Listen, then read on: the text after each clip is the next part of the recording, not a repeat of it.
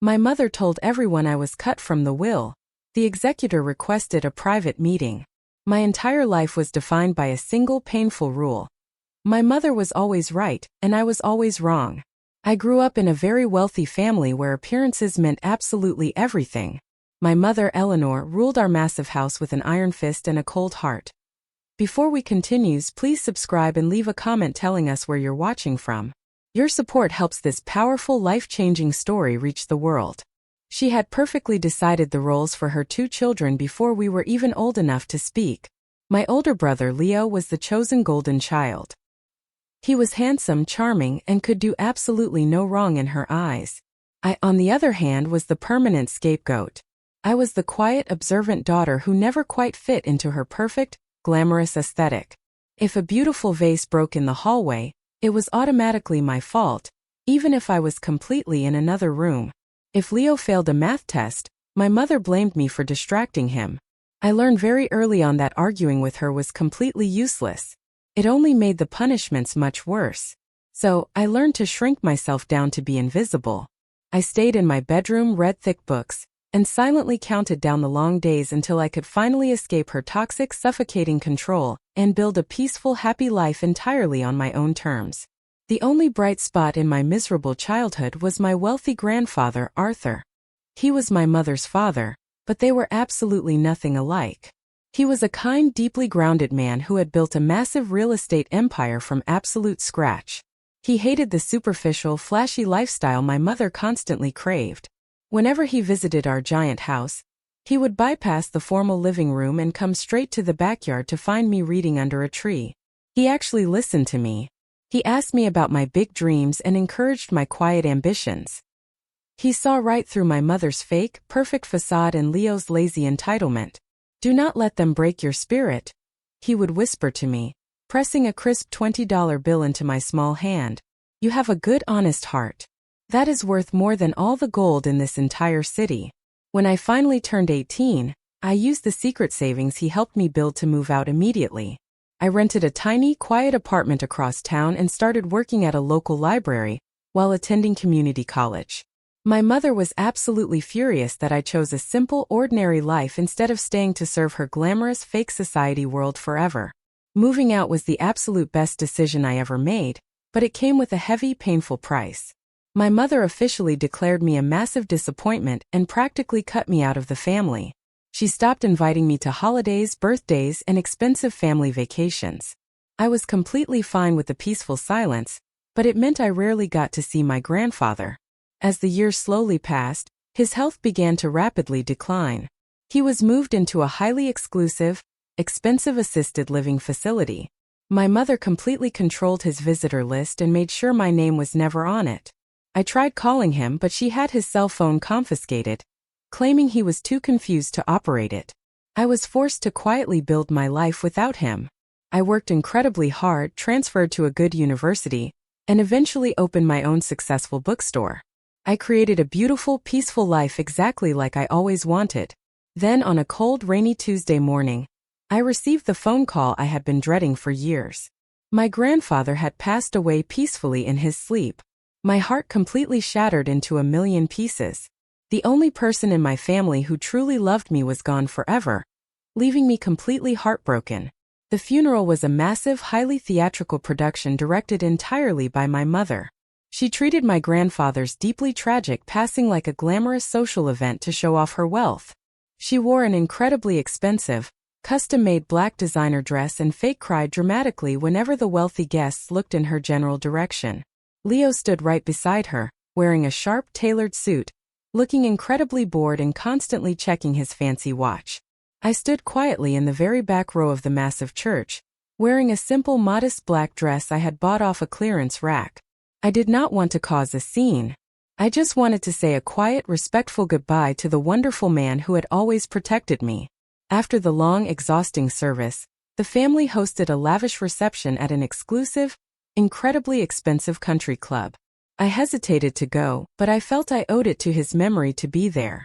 I walked into the crowded, noisy room and immediately tried to blend into the background near the food tables. But my mother had spotted me right away.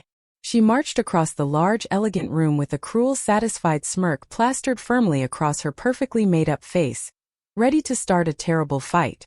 Before I could even speak, she raised her voice loudly so that all our wealthy relatives standing nearby could clearly hear her.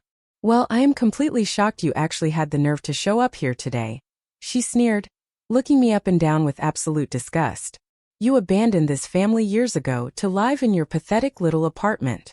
I felt my face turn instantly hot with deep embarrassment as several aunts and uncles turned around to stare directly at us. "I came to pay my respects to Grandpa, Mom," I said quietly, trying to keep my voice perfectly steady. "He was my grandfather too." She let out a loud, mocking laugh that echoed terribly in the quiet room. "Please," she scoffed sharply, "do not pretend you actually cared about him. You are just here sniffing around for his massive fortune. But I have some very bad news for you, sweetie. I spoke to his lawyers last week. You are completely cut out of his will." The wealthy relatives gasped softly and started whispering to each other. I stood there totally frozen in shock. I did not care about the money at all, but the public, cruel humiliation felt like a sharp knife twisting deeply into my broken heart. My mother did not stop there. She was completely enjoying her cruel, dramatic performance. "That is right," she announced proudly to the growing crowd of curious relatives. "My father finally realized what a massive disappointment you truly are before he died. He left the entire family estate and all his money to me and Leo. You are getting absolutely nothing. Not a single miserable penny." Leo walked over, smirking arrogantly as he sipped an expensive glass of champagne. "Tough luck, sis," he chuckled coldly. "Looks like you will be working at that sad little bookstore for the rest of your pathetic life." I felt hot, angry tears welling up in my eyes, but I refused to let them fall. I would not give them the deep satisfaction of seeing me cry in public. I took a deep, shaky breath, turned my back on them without saying a single word, and walked straight out of the country club. I drove back to my quiet, safe apartment and cried until my eyes were completely swollen and red. It was not about the inheritance. It was the devastating thought that my grandfather might have actually hated me at the very end of his beautiful life, believing my mother's cruel lies. For the next 3 days, my mother made absolute sure that everyone in our extended family knew I had been totally cut out. She called every aunt, uncle, and distant cousin just to loudly brag about her massive upcoming inheritance. She told them I was a greedy, horrible daughter who had completely abandoned her family. My phone was totally silent. Not a single relative called to check on me or see how I was coping with the heavy grief. They had all clearly chosen her side, eager to stay in the good graces of the new, wealthy head of the family. I threw myself entirely into my work at the bookstore to distract my mind from the deep, throbbing pain. I organized shelves, ordered brand new books, and helped friendly customers. I tried to convince myself that I was perfectly fine. I had built a solid, independent life without their dirty money, and I did not need it now. I was finally free from their toxic, controlling grip forever. But deep down, a small, stubborn part of me felt incredibly confused. The cruel action just did not sound like the kind, loving grandfather I had known and deeply cherished my entire life. Something about this felt entirely wrong. On Thursday afternoon, I was quietly unpacking a heavy box of new hardcover novels in the back room of my store when my cell phone suddenly rang. The caller ID showed an unknown local number. I wiped the dust off my hands and slowly answered it. "Hello," I said cautiously. "Is this Miss Clara Vance?" A deep, highly professional voice asked on the other end of the line. "Yes, speaking," I replied. "My name is Mr. Sterling.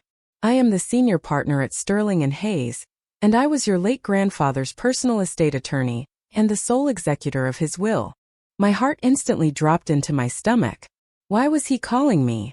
If I was totally cut out of the will, there was absolutely no reason for the executor to contact me personally.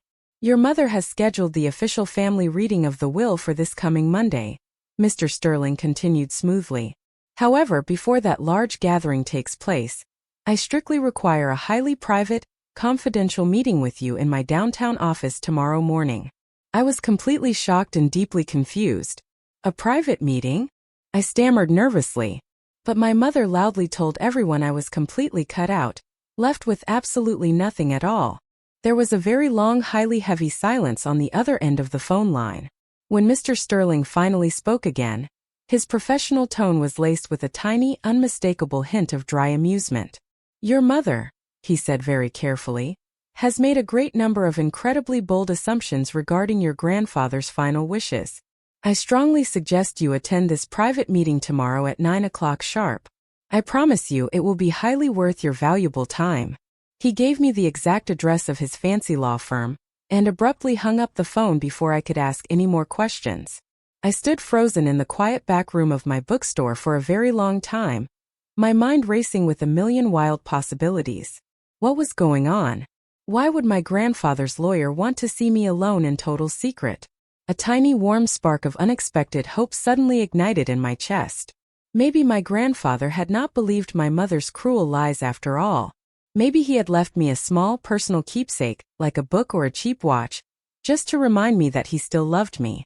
I barely slept a wink that entire night, eagerly waiting for the morning to arrive. The next morning I dressed in my absolute best, most professional outfit. I wore a neat dark blue blazer and a simple clean skirt. I locked up my quiet apartment and took the early bus to the wealthy downtown business district.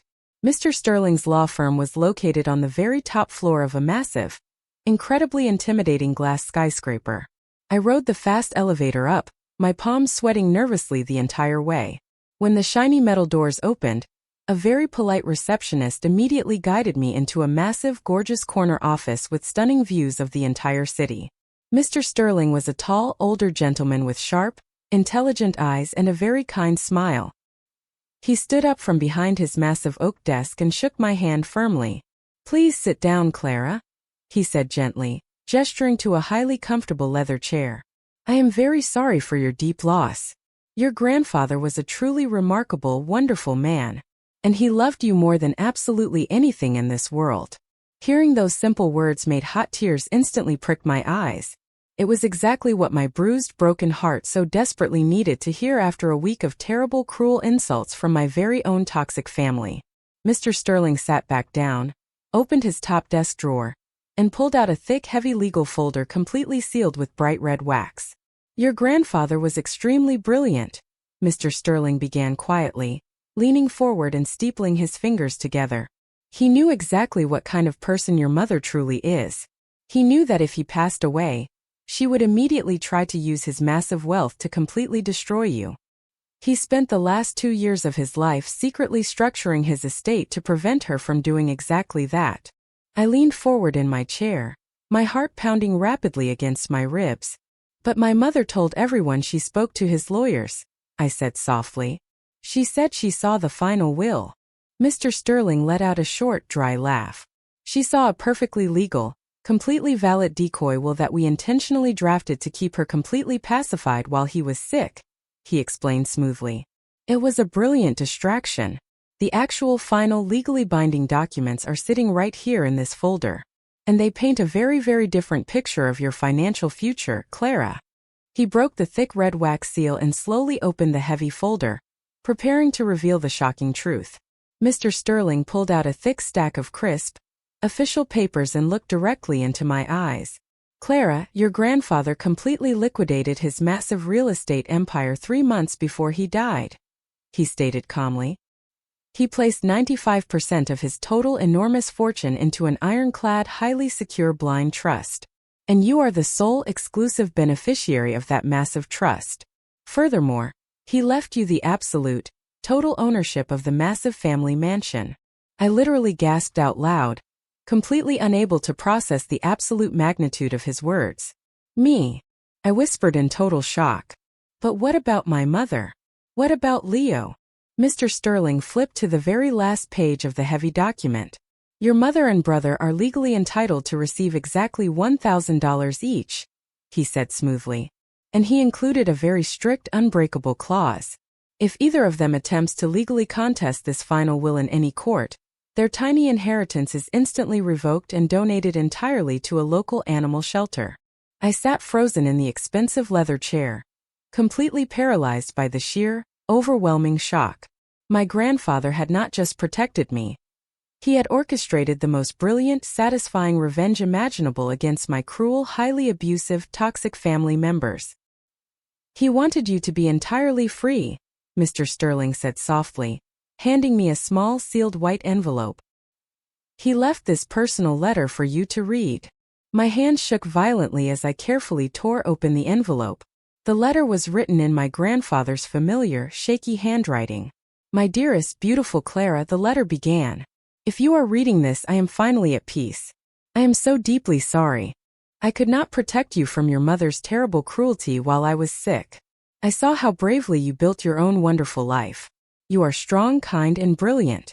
You deserve the entire world. Do not let them intimidate you ever again. Take this massive gift and build the beautiful empire you always dreamed of. With all my endless love, Grandpa." A single hot tear completely escaped my eye and dropped directly onto the paper. It was not a tear of heavy sadness. It was a profound, overwhelming tear of pure, absolute relief. He truly saw me. He never believed the horrible lies. "So," Mr. Sterling said smoothly, breaking the heavy silence, "the official family reading is this Monday. Are you absolutely ready to face them, Clara, and claim exactly what is rightfully yours today?" A deep, unfamiliar wave of absolute, cold confidence suddenly washed completely over me. For 25 years, I had cowered in quiet fear of my mother's loud, explosive rage. I had constantly let her deeply humiliate me just to keep the peace. But reading that beautiful letter completely changed everything. I was no longer the helpless, invisible scapegoat. I was the incredibly wealthy, fully empowered owner of the entire family estate. I looked up at Mr. Sterling, wiped the single tear from my cheek, and smiled a very sharp, very dangerous smile. "Yes, Mr. Sterling," I said firmly, my voice steadier than it had ever been in my entire life. "I am absolutely ready for Monday." We spent the next 3 hours carefully reviewing all the complex, detailed legal documents. I signed my name dozens of times, officially accepting the massive, staggering fortune. Before I left his office, Mr. Sterling gave me one final, highly specific instruction. "When you arrive at the reading on Monday," he warned gently, "do not say a single word. Let your mother do absolutely all the talking. Let her dig her own massive grave.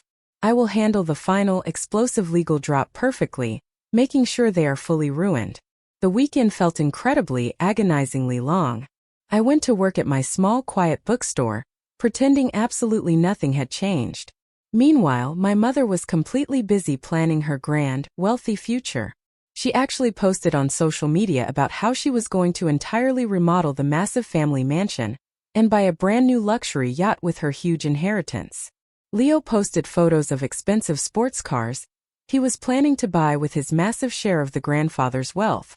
They were completely, blindly arrogant, entirely unaware of the massive legal freight train that was speeding directly toward them.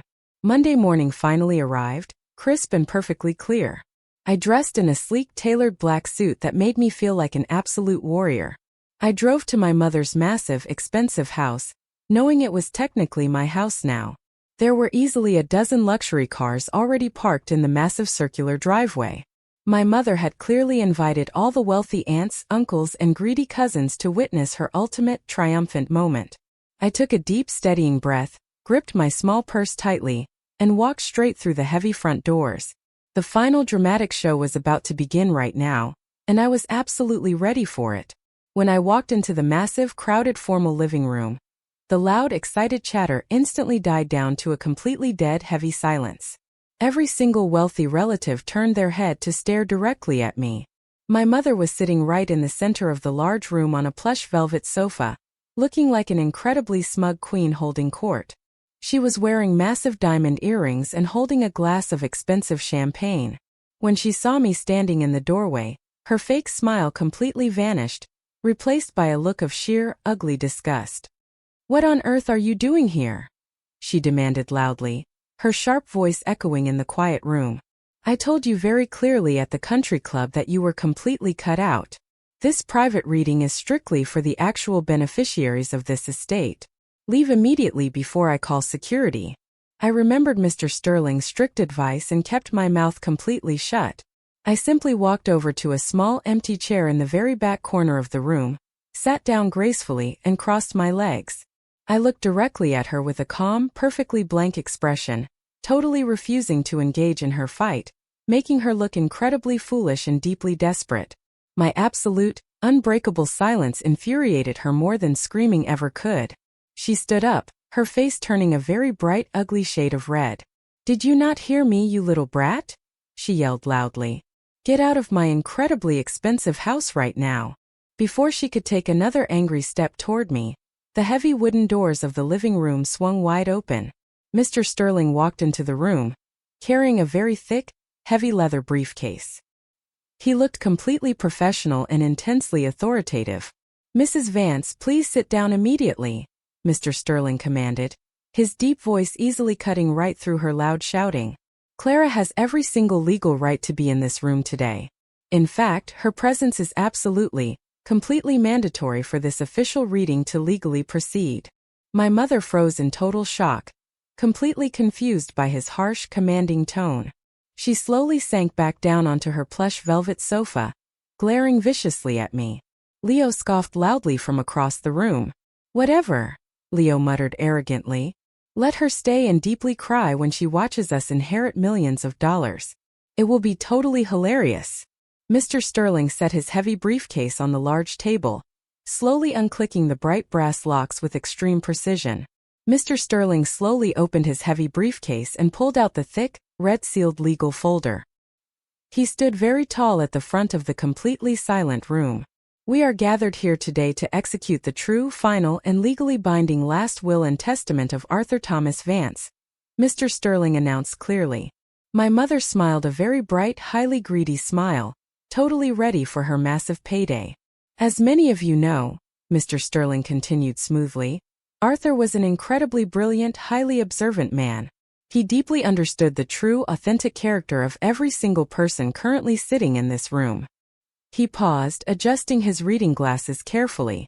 "Therefore, 3 short months prior to his passing, Arthur totally liquidated all his business assets and completely restructured his entire estate to ensure his vast wealth ended up in the correct, deserving hands."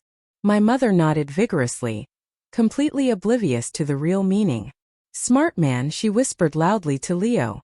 "He wanted to make absolute sure it was incredibly easy for us to manage." Mr. Sterling looked directly at my highly arrogant mother over the very rim of his glasses. The room was so quiet you could hear a pin drop perfectly on the very expensive, highly polished wooden floor. "Let us begin with the primary cash assets and the total ownership of this massive, multi-million-dollar residential property," Mr. Sterling stated clearly, holding up a thick stack of papers. My mother literally leaned forward on the edge of her velvet seat, practically vibrating with pure, unadulterated greed. "To my surviving daughter Eleanor Vance and my grandson Leo Vance," Mr. Sterling read loudly, his strong voice easily filling the massive room. "I hereby leave the grand total sum of exactly $1,000 each." The entire room completely gasped in absolute horrified unison. My mother's jaw literally dropped wide open, completely unhinged. She looked completely pale, as if she had just been violently slapped directly across the face. "What did you just say?" she shrieked hysterically, totally leaping up from the expensive sofa. $1,000? That is a total lie. That is completely impossible. I saw the final will with my own 2 eyes. Mr. Sterling did not even flinch at her loud, aggressive outburst. "You saw a perfectly legal decoy document, Eleanor," he replied coldly and calmly. "This is the absolute true binding legal instrument. Please sit back down and remain completely silent until I am totally finished reading the final, explosive details of this completely ironclad document." My mother was completely shaking with blind, intense rage. "I will absolutely sue you," she screamed wildly at the top of her lungs. "I will completely contest this fake garbage in every single court in this entire country." Mr. Sterling calmly flipped to the very last page of the thick document. "I must formally advise against that foolish action, Eleanor," he warned smoothly. "There is a strict, unbreakable penalty clause. If you or Leo attempt to contest this legally ironclad document in any capacity, your tiny $1,000 inheritance will be instantly revoked and completely donated to the city animal shelter." Leo stood up quickly, his face totally pale with sheer, absolute panic. Wait, Leo stammered loudly, looking completely terrified. "If we only get a miserable $1,000, who gets the rest of the massive money? Who gets this gigantic, incredibly expensive house?" The room fell into a heavy, dead silence once again. Every single greedy eye in the room darted wildly back and forth. Mr. Sterling slowly lowered the heavy legal papers, looked across the large room, and locked his eyes directly onto me. A very small, highly satisfying smile totally crept across his professional face, signaling the absolute end of their cruel, toxic reign. The grand entirety of the massive Vance family estate, Mr. Sterling announced loudly, his voice echoing powerfully, including the primary blind trust containing exactly $85 million in liquid cash, the total ownership of this massive residential property, and all attached global investments, is hereby left solely and exclusively to my beloved granddaughter Clara Vance. The massive room absolutely exploded into total chaotic noise. Aunts and uncles started shouting loudly in absolute shock. My mother let out a horrific high-pitched scream of pure, absolute agony and immediately collapsed backward onto the expensive velvet sofa. She gripped her perfectly styled hair, totally sobbing hysterically. Leo just stood there, completely frozen, staring blindly at the incredibly expensive Persian rug beneath his fancy shoes. I remained completely calm and totally silent in my back corner chair. I did not gloat. I did not smile. I just sat there deeply feeling the massive, heavy weight of my grandfather's incredible, ultimate protection completely surrounding me. He had totally destroyed their arrogant, abusive world with a single perfectly executed legal stroke.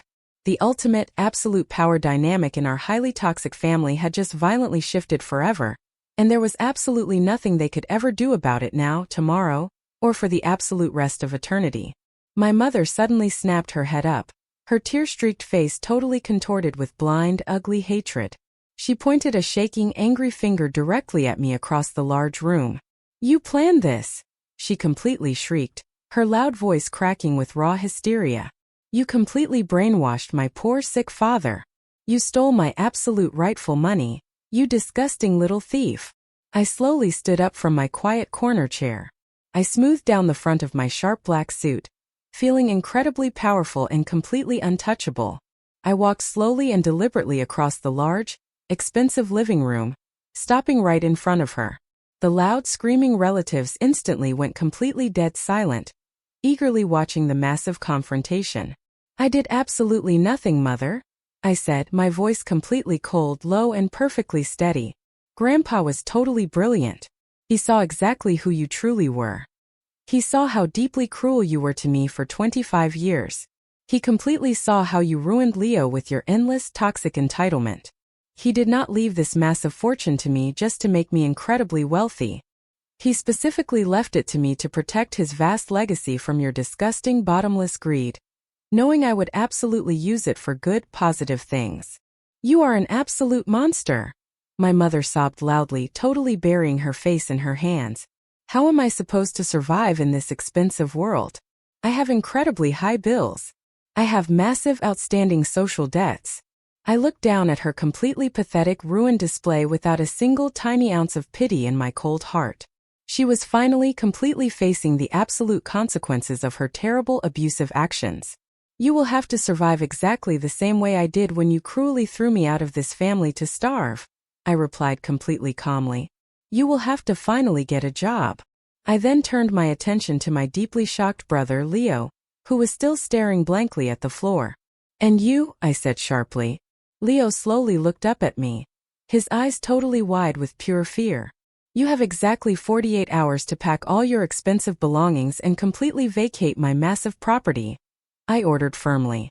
"If you or Mother are still inside this house by Wednesday morning, I will personally have the local police physically drag you both out onto the absolute street for completely illegal trespassing on my private property without a single ounce of mercy." The massive living room was totally silent except for the incredibly pathetic sounds of my mother weeping loudly on the expensive sofa. None of the greedy, wealthy relatives dared to say a single word. They had totally watched me become a massive multimillionaire in exactly 5 minutes, and they were all completely terrified of my sudden, absolute power. I looked around the large room at all the fake, terrible people who had deeply ignored my existence for years. "This official meeting is now completely over," I announced loudly and clearly. "I highly suggest all of you absolutely leave my beautiful house right now before I totally lose my temper. Like completely frightened little mice, The aunts, uncles, and greedy cousins immediately scrambled blindly toward the heavy front doors, desperate to totally escape my wrath. Mr. Sterling quietly packed his legal papers back into his heavy briefcase, gave me a very warm, highly respectful nod, and calmly walked out of the ruined room. I was finally completely alone with the two deeply toxic people who had spent my entire life trying to permanently destroy my spirit. They were totally, absolutely broken, completely ruined by their own massive, unchecked arrogance, leaving me as the sole absolute victor of this war. I did not stay to watch them desperately cry any longer. I completely turned my back on them and walked straight out the heavy front doors into the bright, warm sunshine. I drove back to my small, quiet apartment for the very last time. True to my strict word, 2 days later, I officially sent security to make absolute sure they had completely moved out of the massive mansion. They were totally gone, forced to rent a tiny, cheap apartment on the bad side of town. I eventually sold the massive, highly toxic house and used the incredible money to massively expand my small bookstore into a giant, incredibly beautiful national chain. I completely funded beautiful libraries in poor, struggling neighborhoods, honoring my loving grandfather's deeply generous, wonderful spirit every single day. I completely blocked my mother and Leo's phone numbers and absolutely never spoke to them ever again. They completely lost their massive wealth, their fake social status, and their total abuse of power. I am incredibly wealthy, totally successful, and deeply wonderfully happy. But the absolute best, most beautiful part of my entire life is the absolute, perfect, totally unbreakable peace and pure silence I entirely possess today, knowing I finally won the ultimate, perfect game of life.